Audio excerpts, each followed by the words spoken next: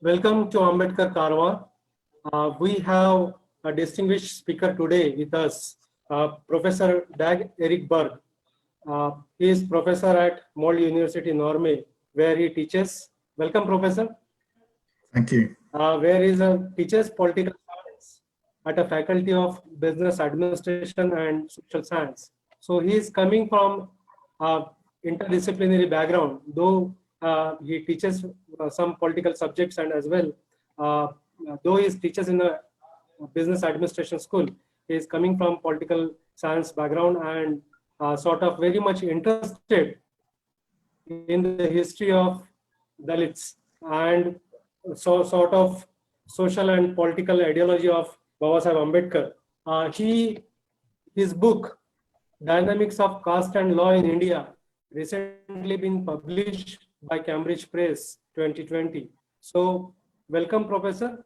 And today, along with me, Pradeep Atri is joining. So over to you, Pradeep, to introduce Professor and to initiate the talk.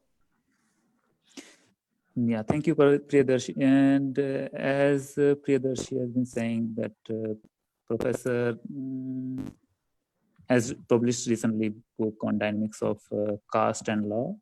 Yeah, it talks about, this book talks about like how powerful actors and players in they gain influence over other institutions of law and in the state, how they gain power, and how this oppression works in India.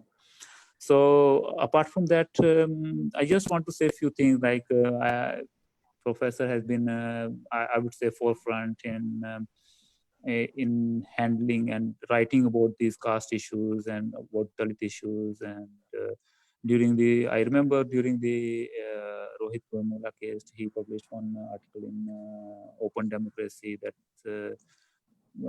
that's a quite good website on through the Open Society website, and it's quite good reach in Europe and USA, everywhere. So yeah, we will discuss issues around caste and law, and I also will. I have some questions for him, and which will maybe come at the end. And before I hand over to Professor, I just want to ask him one question, which I usually ask to everyone.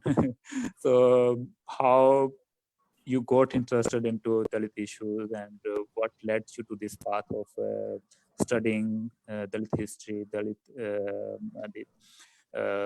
especially before maybe I should have mentioned that most of your work has been around this oppression and atrocities that are happening on Dalits. So what led you to this path, coming from, like, as I've been saying, like 5,000 miles away from India, and what led to this path? And after that, you can maybe start with your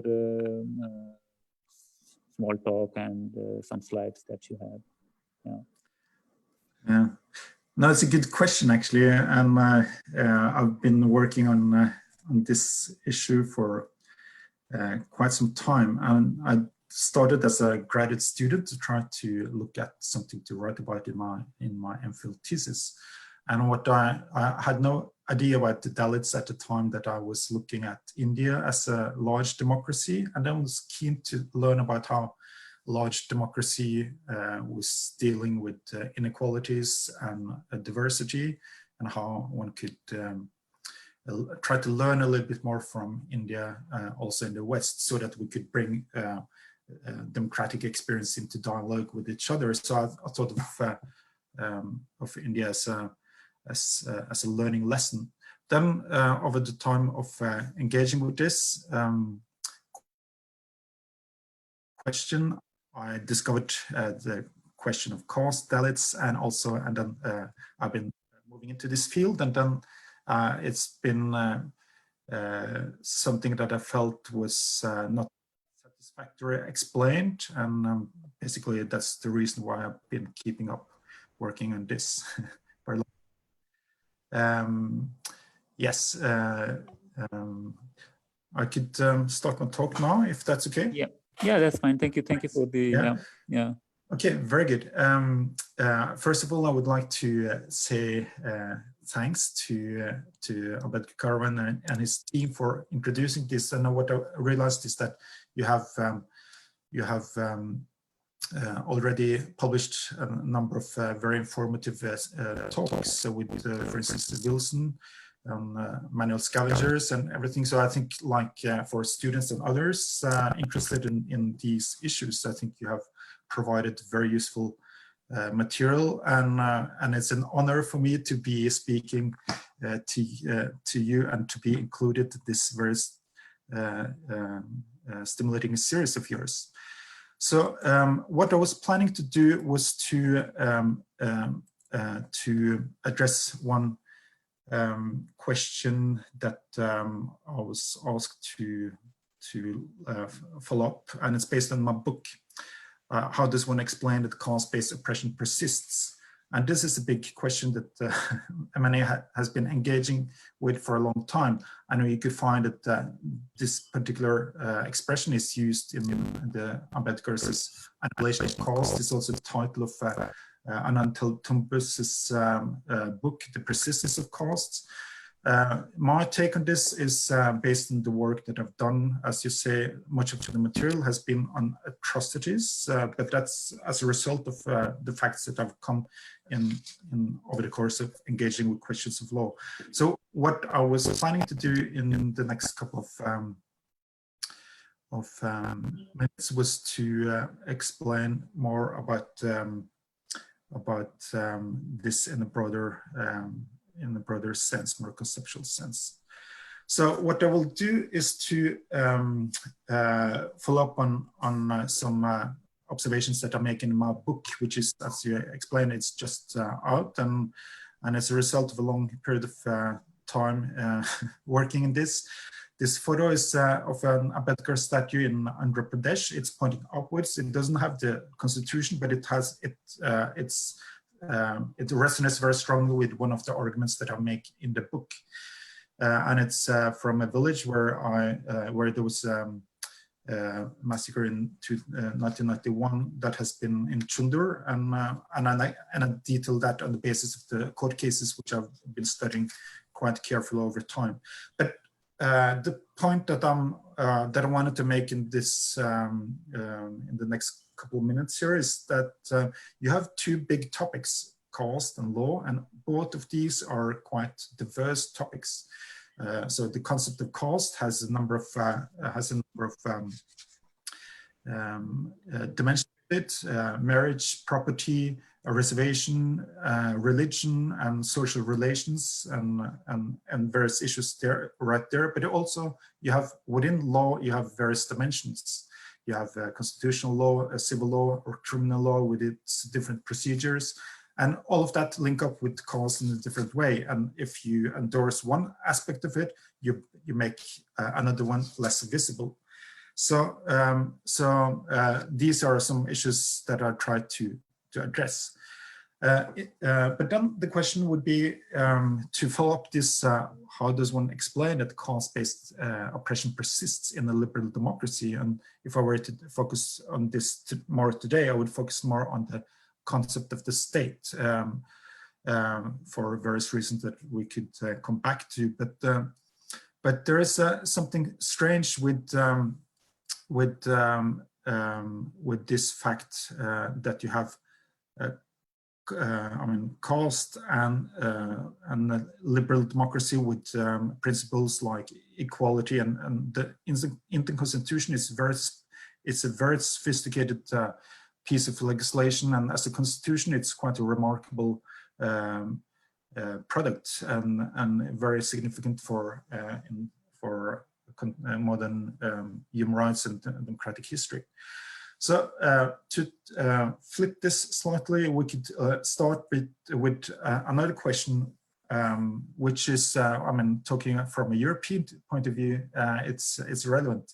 Was caste actually abolished at the time of India's independence? I mean, it might be a naive question to ask.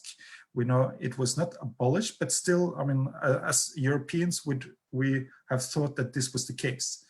But I think still within the Constituent Assembly, I mean, those who created, who discussed the Constitution in several years leading up to 1950, that discussed caste and untouchability, and we remember Gandhi was very keen to address untouchability, and these were the issues that came up in the Constituent Assembly. So what happened in the Constituent Assembly is that you have a number of, I mean, like in all political assemblies, you have a number of statements which might be more performative, and I mean, it might not be so well thought through, and it might be trial and error, as we think, as we often do in various settings. But you have, on this particular question of untouchability, you have a performative aspect. So so it was introduced. This question of untouchability was introduced in Constituent Assembly, but then and they wanted to abolish untouchability, and then there was a representative who made a point that why should we abolish untouchability if we are concerned with that, because it comes out from caste? Why don't we abolish, I mean, prohibit caste? So these were discussions within the Constituent Assembly, which are quite relevant to bring into to view. So we could think of this as a cause and effect. I mean, looking at that representative's statement. One abolished untouchability and put it in bracket, and this came up in the late 1950s in a judgment in Karnataka about whether we should apply untouchability in the Jain temple. Then the judge pointed out that this was put in brackets, and why, I mean, it doesn't actually mean anything, and it should be and it was abolished in a sense. So what happened, looking at it, it was like the abolition of untouchability is like eliminating the effect rather than the cause. So you have still issues of caste in this context, and the legal approach still was geared towards untouchability. So this brings me to, I mean, the host Priyadarshi explained that I'm working in a multidisciplinary field, but and that's true. But it's a question that I've been engaged with, and that's like caste-based oppression. I came from political science, but I realized that its concepts and its methodology was not adequate to the task of addressing caste-based oppression. So you have, like the keyboard that we are all using, it was invented at a certain point of time. But we don't play around and reorganize the keyboard, because we otherwise will mess it up with our writing. And it's the same thing with academic disciplines. They were invented at a certain point of time. You have like law, you have anthropology, you have political science, you have public policy. And each of them are trained within their different silos, and they're within like a key. So so it has a very as we know, I mean, academia is developed by members of the privileged societies, and many of the concerns have not been, and the viewpoint has not been from I mean, it's more like an observer of more marginalized people. So many of the concepts are not actually developed, and the methodologies that we have are not really developed to explain about caste-based oppression from bottom up. So we can talk more about that, but what we have experienced over the last couple of years is how you can find people from these various oppressed communities and their scholarship being more acknowledged over the last decade, particularly last couple of years. You have the American Black scholar Du Bois, who was kept at the margins, and he was not really endorsed by the dominant sociology in the United States. But his concept of double consciousness has been used very much over the last couple of years, and the same with Bhimrao Ambedkar. His concept of graded inequality is quite sophisticated in resonating with these various dimensions of caste. I know that it's a concept that I engage with in my book, and it has various promises, and around it, there are a number of interesting points. So the point that I'm trying to make is that we have overall inadequate concepts, and my concepts that I introduce in my book is two different concepts. The first is, so the first concept that I have, I mean, these are two concepts. The first one is mechanism of oppression, and the second one is grip of caste. And these do various jobs in explaining caste-based oppression. But it's something that I've realized over a course of working with a very large material and trying to give a satisfactory explanation of this. I'm convinced that this is what makes sense with the material and the number of atrocity cases and the number of dynamics and the various type of dynamics on these issues. So the first concept is mechanism of oppression, and one could ask, and I consider this as one first step towards a critical explanation. So it's not actually it's more like the starting point. And it's like when I started back in 2003, I learned that whenever people, members of the Dalai community come up, articulate a point, or have gained some social mobility, there will be some backflashes. And so this is that was like the first introduction that I got to this field, and I thought that it didn't make sense as a scientific explanation. But over time, looking at the material, also police research bureaus in the dealing with this, they came up with they used explanations of this type. So what is mechanism of oppression? I explained that this is something that you have a phenomenon where upward social mobility coexists with enduring atrocity, or articulations coexist with enduring atrocities. So the question would be, is this a scientific explanation? No, it's a starting point to characterize the Dalai situation of oppression. And so it's more like a broader thing. It's not like everything, whenever it happens, there's a backlash. That's not what I'm saying, but it's like an overall pattern. It's a mechanism overall. So the second point is something that I introduce, and I'm quite inspired by a school in political theory, which we call Essex School in Political Theory. So using that, that has made sense because they are concerned with hegemony, and they have introduced what they call a psychoanalytical number of concepts to explain an ontological drive in certain practices, or how caste grips in the subjects, and how one practice caste. So there's a reason for this. So this is based, so that's like a theoretical inspiration that I have, but still in the course of working on and reading Ambedkar's Annihilation of Caste, one way to make sense of that, in my view, is to look at this. You have in Annihilation of Caste, and it's interesting to look at in Annihilation of Caste. It comes in mid-1930s.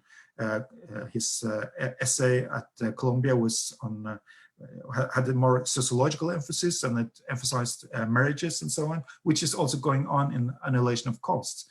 He says the real remedy, could be to have inter-caste marriages and so on. But then he moves on, and he has a number of, as we know, quite radical statements about religious foundation, and that the religion needs to see, the old body needs to cease, and one needs a new body and stuff like that. But what is going on also consistently with Ambedkar is how there is an element of social psychology, and he also emphasized state of the mind.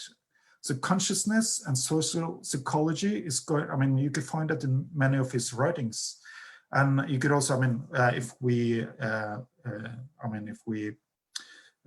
remember that he was very fond of his teacher, John Dewey in the United States. And he is also concerned with social psychology. But I think Ambedkar does something more. First of all, he's much more than Dewey in engaging with caste, which is a big topic. That and his thinking is strengthened by engaging with that very sophisticated phenomenon. But then, in order to make sense of this, I tried to introduce this and say, my way to make sense of this is to say that this is an ontological drive of caste that he's explaining. So it's like an interpretation of that that I introduce this. So, or the grip of caste. So, if I jump. And I'm aware of the time in this. So if I jump, we could have like various. The conclusions that I come up with in my book is you have some very visible topics in law. You have reservation. You have a long history with a number of cases on the reservation, and you have ongoing cases in the Supreme Court of India and stuff like that. And also you have a history of the Prevention of Atrocity Act.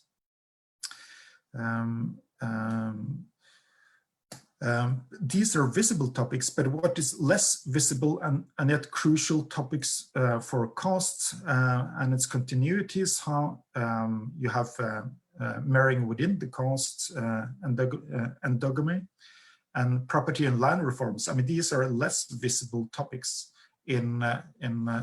What law does is to make some visible, but it might not be the primary thing for abolishing. Overcoming caste inequalities.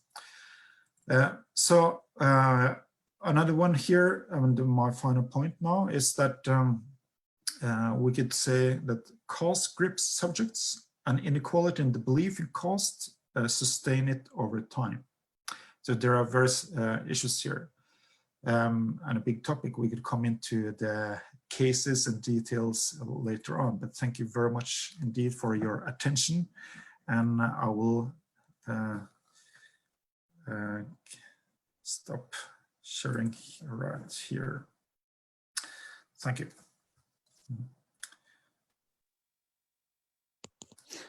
Yeah. Priyadarshi, I will maybe start. I have a few questions actually, and thank you once again. That it was wonderful presentation, and yeah, I have something similar questions actually. I think you have already covered, but I will still ask. And first thing that you talked about this aspect of upward social mobility, and in one of your articles also, I think, research paper you have on the structural mechanism, that paper that also talk about this upward social mobility and atrocities. So could you say that, okay, before that, let me say one more thing maybe. Is something similar like Ambedkar observed like almost a century ago that till the time Dalit will be accept their position in the society, and they are involved in dirty jobs, or they they accept their position. Till then, there is no upper caste. They will be happy with them, and then they might accept them. But at the time, the struggle starts when they start this upward mobility thing. So as we have like some of our viewers, they are interested into they are scholars and they research on these things. So is there a kind of any data available, or could there be anything that could kind of prove this thing, that as the, like, if anyone wants to do this thing, like imagine they want to research on this thing and go on to this field, decide researching on that, how could they maybe plan or plan their research on this thing, like going from like comparing this upward mobility and then atrocities?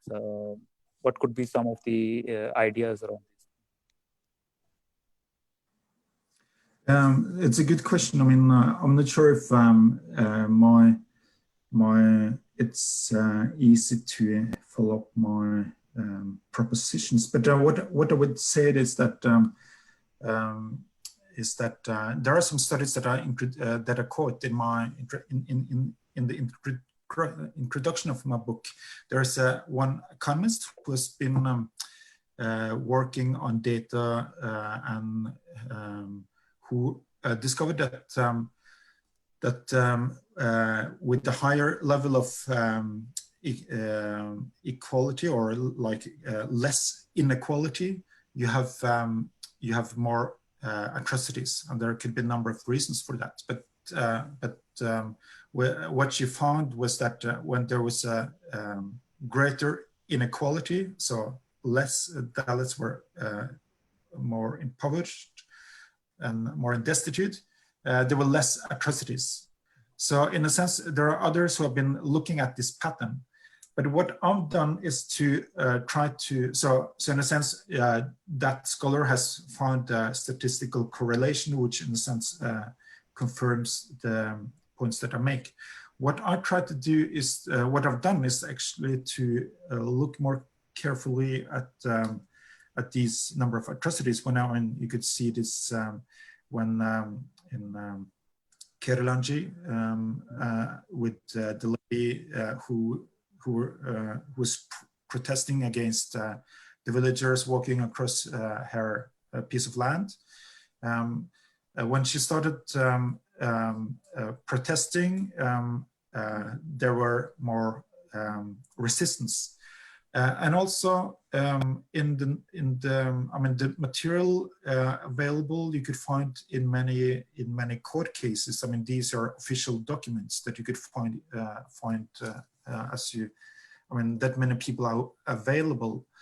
So you could find that, for instance, in the 2007 judgment in Chundur, which is a large document, this expression is consistently used to teach the Dalits lesson. But also, for instance, if you look at, and this is what I explain in the book. One thing is the statistical correlation between inequality and backlashes and atrocities. Another thing is, for instance, if you look in the cases, you have in the Chundur case, in the atrocity that happened on the 6th of August 1991, you have a history behind that. You have a social transformation in the village with people who were able to, the Dalits working in the field were able to come to the main street and have tea and snacks in the main part of the village. That's one thing. But the statue that I have on the front cover of my book here, that statue was erected by the student movement one year earlier, and they were quite articulate on their rights, and they were made very powerful statements, articulating their demand to be treated with respect and so on. And one could see, as one look very carefully at the story, you could find that the massacre and the violence against many was carried out to teach them a lesson. You could also find this if you, I had the privilege of looking at and getting hold of Upendra Bakshi's very distinguished Indian scholar who wrote a piece in 1989 about how he was working with the police who were unable to use the existing law to treat organized violence. And in those in that situation, you have the police using the expression "teach the Harijans a lesson." So this comes up all the time. And so what I'm saying is not like, it's not a necessity, but it's a pattern. I mean, you could also find that a strong movement could protect, could protect people and all of that. But in order to make sense more of this material, this is what I've proposed. Mm-hmm. Yes. So, and also I think this is one way to also make sense of other oppressed communities elsewhere in the globe. You have like you have in Scandinavia, we have like a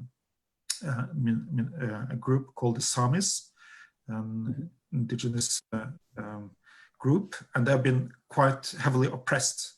I mean, not on the basis of color or anything like that, but it's been a nationalist approach towards them, and they've been quite heavily oppressed. So we have, I mean, across the globe, you have many instances of oppressed communities, and so that's, I mean, I think this comes up quite often.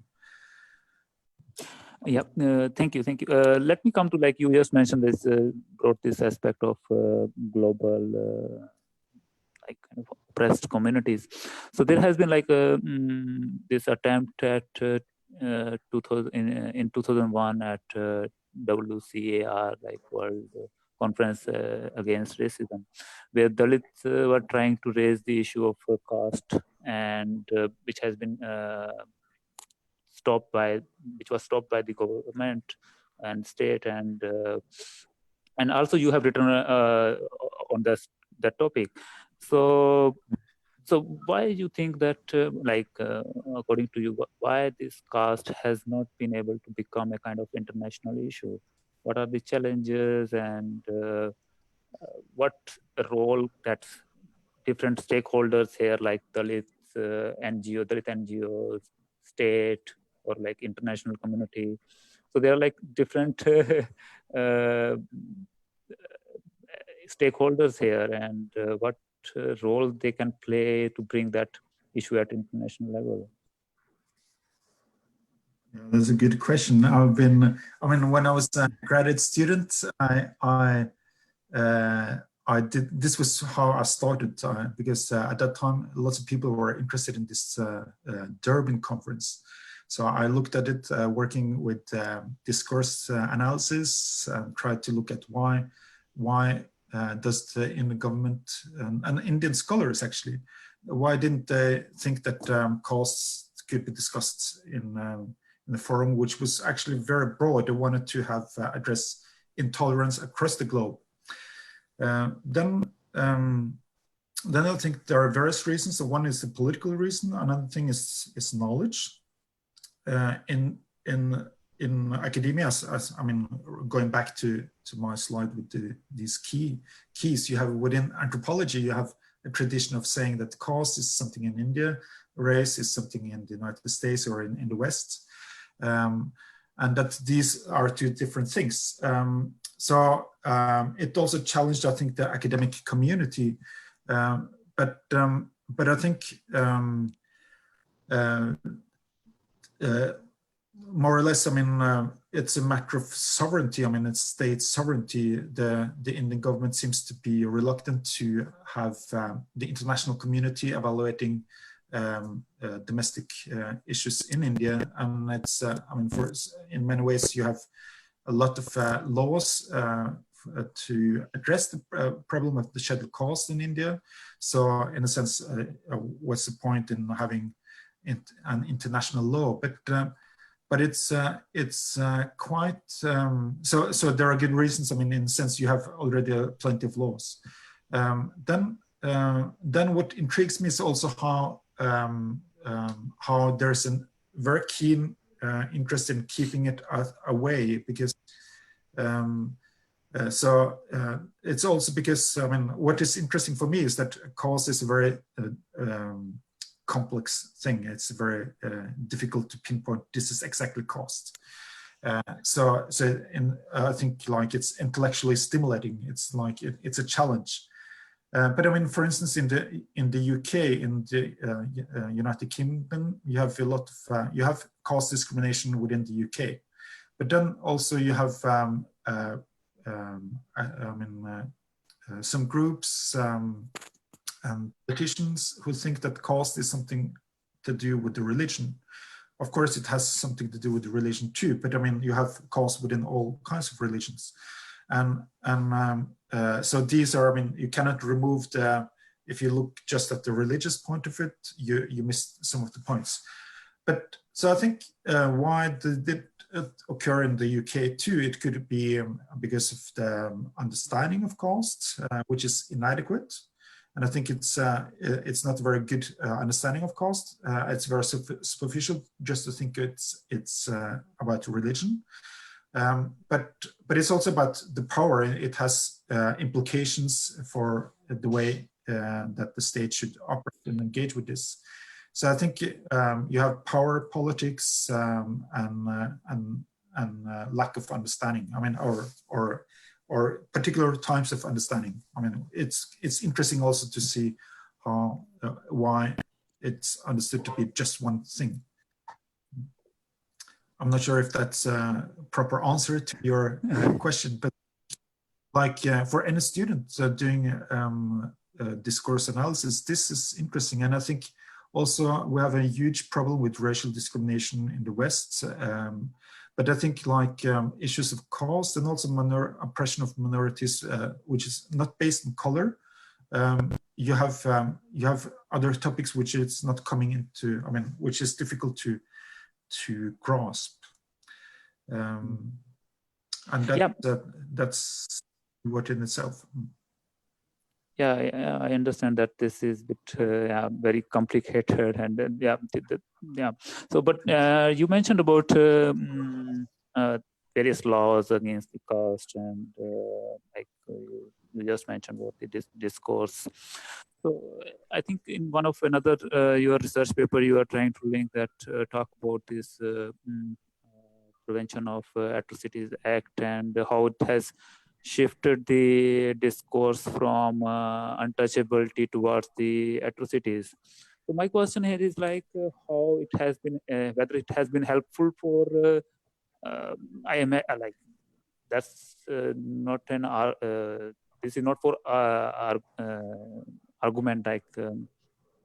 I agree on that thing that it has helped the community to like fight against this injustice. But when we take this ultimate goal, if we want to abolish this whole untouchability and dismantle this structure, so and when this act or these laws shift the whole narrative from untouchability towards just that atrocity, so how much helpful these acts could be in abolishing untouchability then? It's a good point. I think I make different points. I mean, in the book, I make different points. One thing is about untouchability. I think, I mean, one part of the question is about untouchability, and you could see that in the Constituent Assembly, you had they endorsed what basically was a Gandhian position, thinking of giving people access to temples. Ambedkar was not keen on that. From the mid 30s, he abandoned, I mean, like temple increase as something which is very useful, but still, the point that I make in chapter 2 of my book is that the focus on untouchability gives understanding of that this is a religious question, and that it's something to do with civil law. You need access to temples. That's the way to recognize people. But I think looking at, and this is where I've been incredibly, I mean, where I've been learning a lot from observers in the field, and that there was a learning process in the context of law. I mean, you have a number of discussions and in the Legislative Assembly, and it was understood that this approach, like in context of civil law, and was not actually adequate to protect Dalits. And you can find this if you compare two massacres in Andhra Pradesh, in Karamchedu in 1985, which was before the creation of the Prevention of Atrocity Act. They were not able to proceed very effectively with the existing law. So with the Chundar massacre in 1991, you had a piece of legislation which was the Prevention of Atrocity Act, and they could use that, although it lasted until 2007, until it was a judgment. They could use that. So it's not about abolishing untouchability, but perhaps, I mean, giving a sense of justice. So I think, like, law is not adequate to abolish touchability, but it could give a greater protection. Yeah.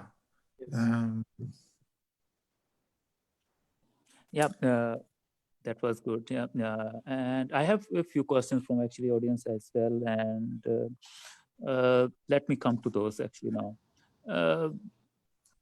I think it was back in the, I cannot go back to the all the comments, but I remember something like that. So question was that if we see at present most of our prisons, and they are filled with mostly from Dalit community or Dalit Bahujans, I would say, or so when we know these things, like they don't go to trial for like years and years,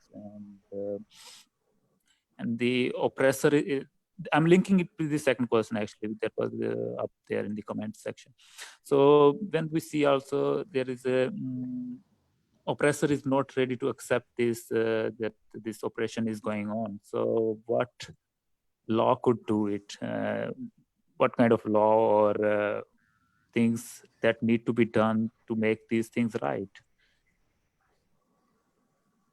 Good, great. I mean, I think we put too much emphasis on law, perhaps. I mean, in one way, you have, I mean, the Indian Constitution is in many ways it's a very impressive piece of legislation.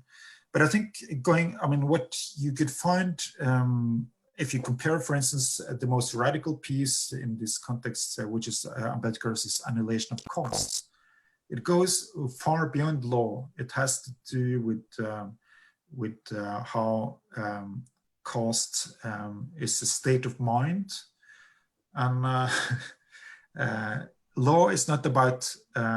It doesn't go to the mind. It doesn't go to. I mean, you could find various schemes that encourages people to, or where you could find some financial support for couples who would like to marry inter-caste. But I mean, we could see quite frequently quite violent cases where young couples have been harassed because they would like to marry inter-caste. So I think, like, in engaging with, I mean, caste persists of notions outside of law. And also, I mean, this is one of the paradoxes with the state, a modern state, modern liberal state. You cannot you cannot have a prime minister organizing or arranging marriages across caste, I mean, for the entire population. So, I mean, that would be impossible. So there is a limitation to the state, how far it could go in its legislation. So I think, like, when it comes to caste, it's such a profound question, which is, I mean, which deserves more thinking. And I mean, it's surprising that I mean, it's interesting to see how it has come up and become so visible over the last couple of years, I mean, past decade. But still, it's a very multidimensional phenomena, which is difficult to pinpoint and deal with in one way, because it's quite embedded in the society, in the way in which people identify with themselves and others. So law has its limitations. Yeah, definitely. Like before I come to like a next question from the audience, like let me ask you one more question that was, I think, from one of your research paper actually. So you talk about there has been revolts against this oppression as well. We Dalits have been fighting against these things from long time, and how it has been kind of made this this struggle against this untouchability, struggle against this caste oppression has been made invisible by different actors of this, either state or media or like society. This has been made invisible. So how to bring back that, bring back attention to that struggle?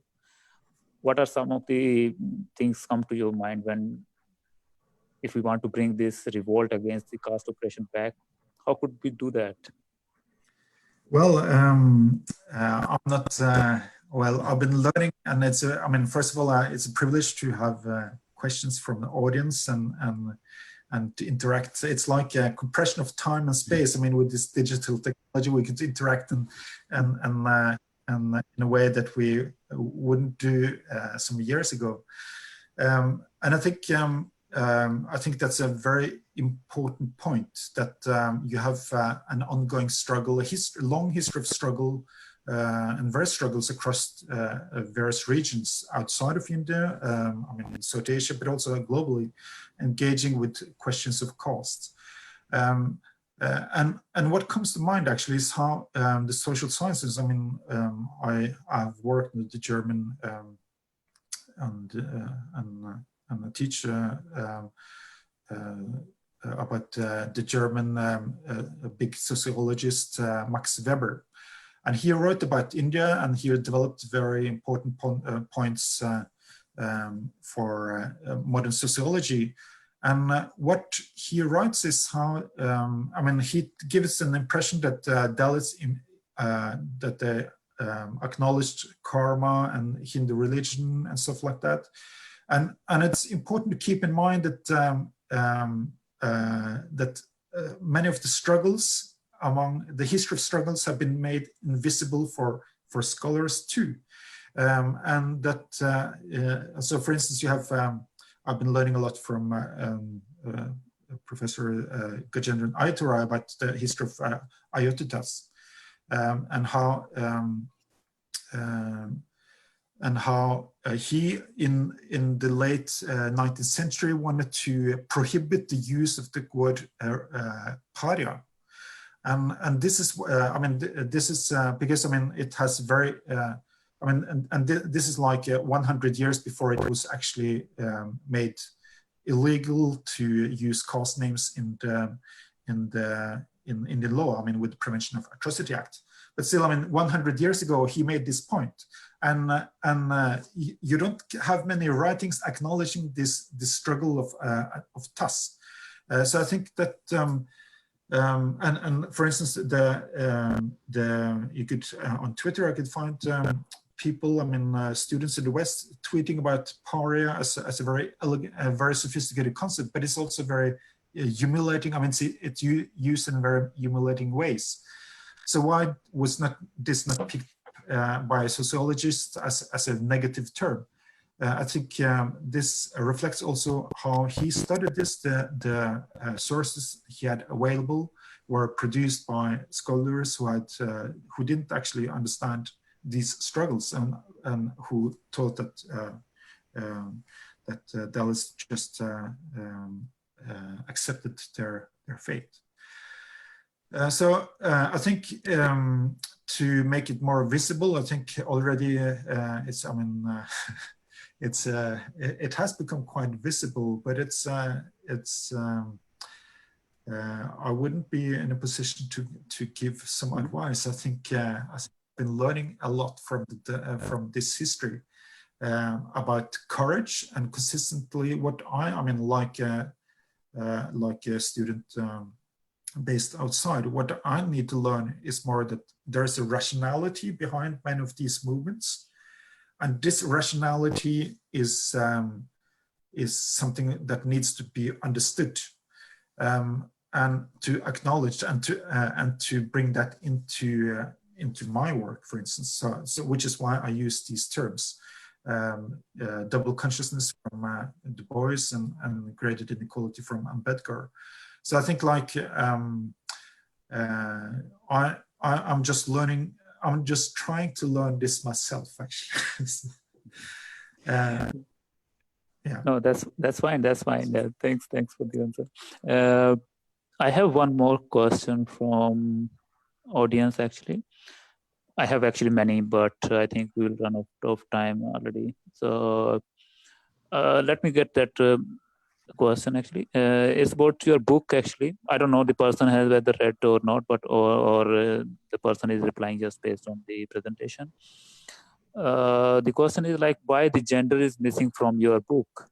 Like gender aspect maybe, or I don't know, like, because I haven't read the book and I just read the abstract or some summary only. Yes. So Yeah. why the gender aspects are missing from your book? That's a great question. It's a good question. I think I would say I would make a humble protest. I do think it's part of it, but that's at the same point, because I mean, if you look at it, it's there. It's not like fleshed out as a separate topic, but I mean, caste is very much a relational phenomenon. So gender is part of it. But I mean, as a man, I have limitations engaging with this. I also have like blank spots. I mean, I don't see this. I could see women as objects of violence, but I mean, many of my informants have been men. So in a sense, it's like in the field, it's a bias in my material. But at the same time, the gender question is extremely important for the reproduction of caste. So when it comes to marriages, that's there. I think this is the gender question is that needs to be thought more about, both by myself and others. What I think is that it's a very central part to the reproduction of caste. I mean, both to humiliate lower caste men, and I mean that's part of the reproduction of caste dominance. But also, I mean, gender is an important question. It's part of the book, but still, it could have been. I mean, somebody else could have fleshed it out more, but it's there. Yeah, thank you so much. I have actually many questions. People are asking about the book and even from where you are, and all kind of questions are there. But I think we will run out of time. Priyadarshi Bhai, do you have any questions or any comments? Yeah. Couple of questions, because you have covered most of them. Thank you, Professor, for your wonderful presentation, and particularly you have created an interest in your book, not only citing some of the cases which are very sort of large massacre, Karamchendu, Sundaru, and other cases which you have cited, and basically at that period of time, this Prevention of Act was legislated, and that was the very early cases when people started making use of that social legislation.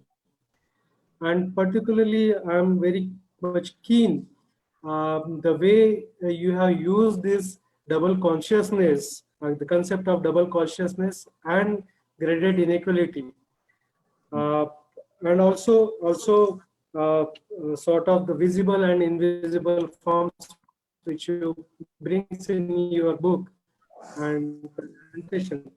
So a couple of questions around that. My first question, Professor, how this concept of double consciousness and graded inequality has helped Black movement and Dalit movement? Great question. I mean, I think I haven't used, I mean, this belongs to a new project of mine. I want to bring Ambedkar into dialogue with thinkers outside of India, and to have like a global approach to hegemony. And these are like counter-hegemonic struggles, and these concepts are examples of that.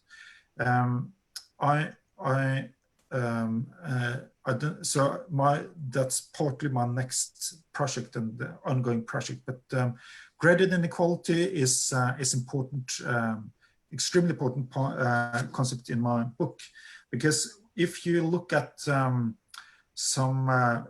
parts of Ambedkar's writings, particularly what I enjoy a lot is the volume 5. Unpublished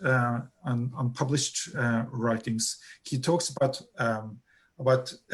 graded inequality in relation to how there's what I think is an ontological dimension. You have somebody somebody. I mean, he talks about caste teaches you that you are somebody, and then in order to be somebody, you need to have nobodies, and the grading is part of that. So you have like an ontological dimension. You have, in order to feel somebody, you need to create somebody who's nobody's. So that's what I think you have in like an ontological dimension of that. But then he connects it with inequalities among sociologists. They will not be able to combine it in that way. So inequality has a different is often engaged with in a very different way. So he has both an ontological dimension, but also an interest in inequalities. So I think there is something, and that's what I tried to flesh out in the book. And I think also something which needs to be followed up and worked with more. Yes, but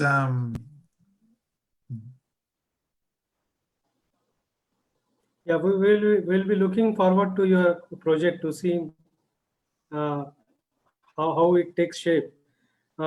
We did talk about Pradeep did mention about Durban conference in 2001 and later on the review conference in 2009. Caste as such has not been very much discussed in international bodies, may it be United Nations, may it be European Union, or other mechanisms. Recently, yes, special rapporteurs has been visiting on various themes like inequality and housing, sort of gender and minority violence, and so on. But if you take up the issues of development, sort of things, caste is very much not in discussion at various international forums. And recently, United Nations has come across and published a document, particularly in order to understand the discrimination based on descent and work. They have produced a wonderful tools.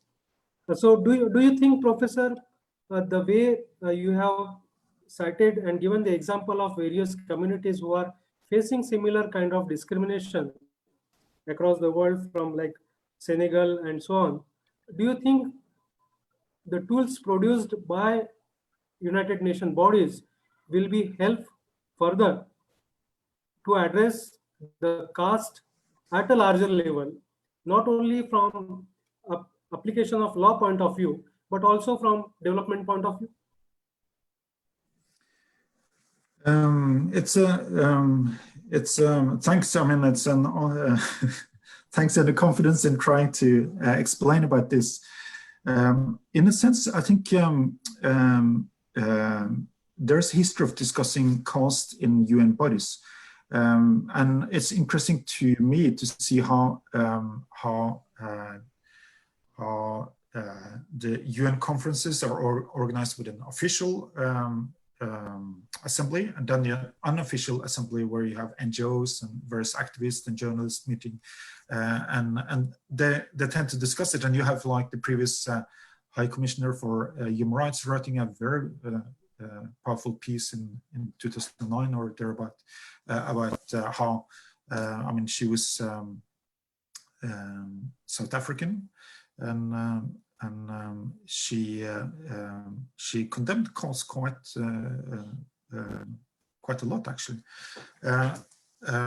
So you have a history of discussing this in international forums, but still not. It's not included in a systematic way in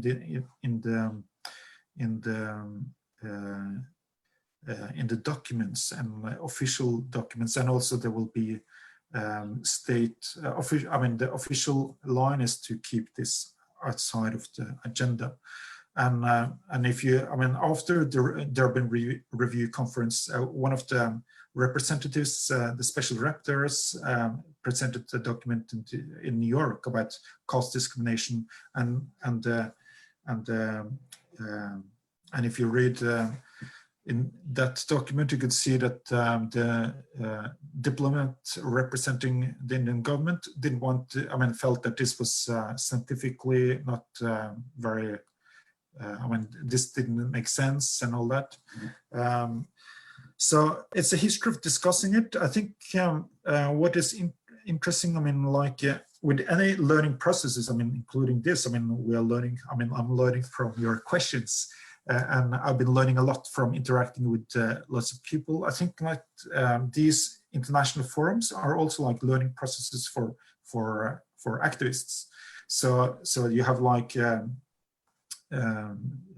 big meetings and people meet each other across borders. But I have like there are various challenges which are unique to their context. So perhaps, I mean, this is the expression that people, the activists use would be solidarity. So you have like international solidarity among the activists, and then you could have understandings among various governments. But yeah, I'm not sure if I answered your question, but so you have a history of. But you also have a history of excluding it, and in the United Kingdom, you have a history. I mean, that's the most recent example. They didn't want it because you have like members of the Tory government rejecting it. Right. The social equality law, which you equality law, yeah. Professor, as you are coming from interdisciplinary sort of thing and sort of at a school of business administration, in India, if you see, the diversity in business houses or corporations is very, very less. It's not even 1%. And though we have a social legislations, I have not come across any sort of legislations which will be directly helpful as such to increase those diversity.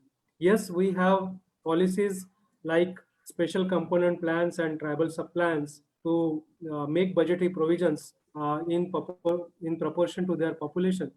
But the development, when we talk about the business diversity, is very, very low, minuscule. And in your study, do you come across any example where laws has helped people and the business corporations as such to increase those diversities? That's a good question. I think I'm not the expert actually on this. So this is now you have reached the limits of my knowledge. So, but what I could do is I mean, you have like some very useful publications. I mean, for instance, the edited volume by Toret and blocked by Caste, which is one of the more informative introductions to this domain. So my specialty, I mean, in the social sciences, is more like political theory and political ethnography. So so I've been looking at this, but this is actually something that I mean could have been studied more in terms of globalization. How has globalization, in a sense, been unrelated to law, and I mean, how has this increased not only opportunities but also complexities for the marginalized groups? So these are more like questions for research, and something that could have been developed further on. It's I mean, I discussed parts of it in my book, but it's not really the main part of it. Yeah, Pradeep, you have any further questions? I know Professor has to go. I don't have any question, but there are many questions on our Facebook chat.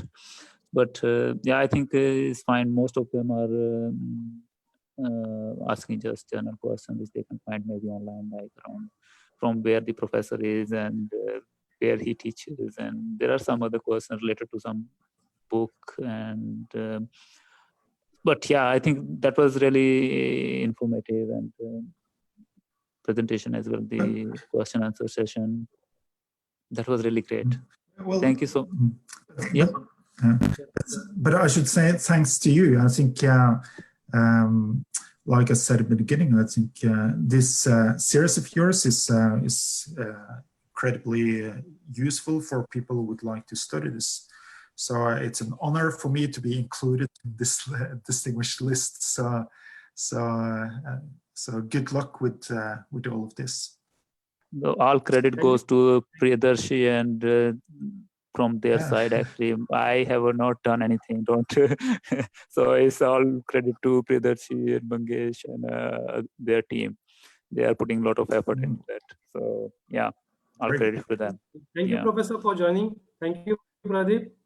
Thank you. And yeah, just one thing, if you have anything else that we misinterpreted, or you have wanted to say something and now it came to your mind, or anything, final words, that would be, yeah, you have time now. You mean me? Yeah, for the professor. No, I think I've covered most of it, but it's been I'm not able to see the questions on your Facebook, but I will try to study them later. But no, but it's I think I mean, it's a huge field, so we could keep on for a long time. so yep. Don't worry about the questions. I will forward you those all the questions, and that link I will send to you. And then if you will have time to look into those things, you could look into and maybe try to reply those. Yeah. Thank you so much for joining us. Thank you. Thank you so much. Yeah, thank you. So thank you so much. Okay, all the best and goodbye. Thank you. Bye-bye.